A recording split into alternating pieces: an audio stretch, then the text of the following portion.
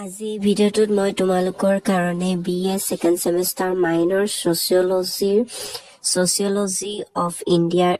2023 question paper খন আগবঢ়াই লৈ আনিছো যে তোমালোকে মোক কমেন্ট কৰি আছিলা সেইভাবে তোমালোকৰ কাৰণে মই এই question paper খন আগবঢ়াই লৈ তোমালোকক যদি এই question paper খনৰ আনসাৰ লাগে তেন্তে তোমালোকে মোক পিন কমেন্টত কমেন্ট কৰি জনাবা তেতিয়া মই তোমালোকৰ কাৰণে এই question খনৰ আনসাৰ আগবঢ়াই লৈ